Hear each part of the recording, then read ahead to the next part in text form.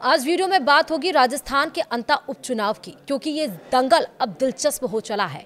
वसुंधरा राजे के बाद अब सचिन पायलट भी चुनावी रण में डटे हुए हैं, तो अब आर पार की जंग शुरू हो चुकी है। सब कुछ आपको बताएंगे इस वीडियो में विस्तार से। नमस्कार, आप देख रहे हैं न्यूज़ 18 का डिजिटल प्लेटफॉर्म। मैं हूं आपके साथ श्रुति श्रीवास्तव।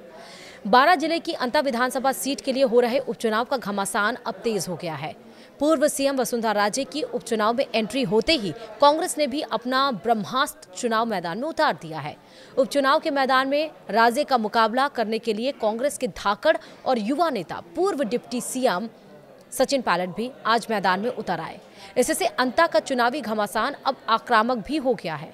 पायलट ने आज यानी कि 5 नवंबर को अंता विधानसभा क्षेत्र में रोड शो कर कांग्रेस प्रत्याशी प्रमोद जैन भाया के लिए मतदाताओं से समर्थन मांगा। वहीं राजे पार्टी प्रत्याशी मोरपाल सुमन की जिताने के लिए बूथ कार्यकर्ताओं को जीत का मंत्र दे रही हैं।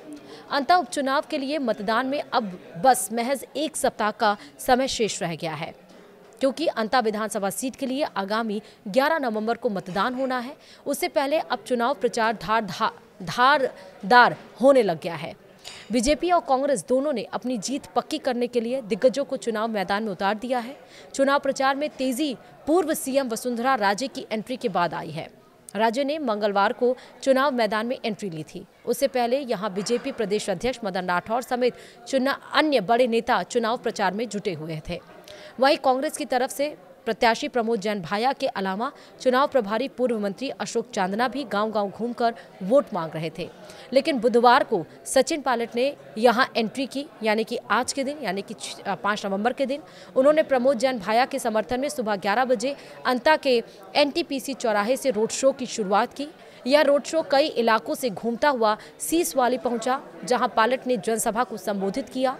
उसके बाद उनका कारवां आगे बढ़ गया। रोड शो शाम तक चलेगा। रोड शो के दौरान पायलट के साथ खुली जीप में प्रमोद जैन भाया, अशोक चांदना और स्थानीय नेता सवार रहे। पायलट ने बीजेपी पर आरोप लगाया कि उसने बीते 2 साल में इलाके के लिए कुछ नहीं किया। इसके पहले मंगलवार को वसुंधरा राजे ने कांग्रेस पर निशाना साधते हुए कहा था कि यह लड़ाई धन बल और जनबल के बीच है। अब अंता के रण में गुरुवार को सीएम भजनलाल यानी कि कल गुरुवार को यानी कि 6 नवंबर को सीएम भजनलाल शर्मा भी उतरेंगे। वे गुरुवार को यानी कि 6 नवंबर को अंता पहुंचकर पार्टी प्रत्याशी के लिए समर्थन मांगेंगे। पार्टी के प्रदेश अध्यक्ष मदन राठौर भी यहां डेरा डाले हुए हैं। उनके साथ कई अन्य बड़े और स्थानीय नेता भी चुनाव प्रचार में डटे हुए हैं। गुरुवार को यानी कि 6 नवंबर को सीएम भजनलाल शर्मा और पूर्व CM Vasundhara Raje road show करेंगे। यानी कि 11 नवंबर को जो लड़ाई है, सीट सिर्फ एक है, लेकिन लड़ाई दिलचस्प है, क्योंकि अगर ये सीट बीजेपी जीतती है तो बीजेपी के कार्यकाल को वो दर्शाएगी, बीजेपी के कामकाज को दर्शाएगी और बीजेपी के प्रति जनता का कितना भरोसा है वो दर्शाएगी। लेकिन अगर बीजेपी हारती है तो यहाँ पर ये साफ तौर पर नजर आएगा कि अभी सरकार को बने हुए 2 साल होने वाले हैं, यानी कि बीजेपी को जनता नकार रही है, उसके कामकाज से खुश नहीं है और जो लगातार विपक्षी पार्टियां सवाल उठा रही हैं वो सारे सवाल सही हो जाएंगे। एक सीट से हार और जीत से बहुत ज़्यादा फासला तो नहीं होगा, मतलब बहुत ज़्यादा अंतर तो नहीं पड़ेगा, लेकिन यहाँ पर जो नेतृत्व कर रही है सरकार, उसके कार्यकाज पर, उसके कामकाज पर ज़रूर सवाल खड़े होंगे और विपक्ष कहीं ना कहीं इसको भुनाने की कोशिश भी कर रहा है।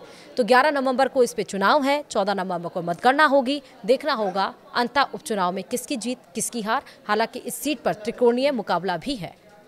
मोरपाल सुमन तो एक तरफ बीजेपी से, दूसरी तरफ कांग्रेस से प्रमोद जैन भाया, तीसरे निर्दलीय प्रत्याशी नरेश मीणा। वीडियो में इतना ही। नमस्कार।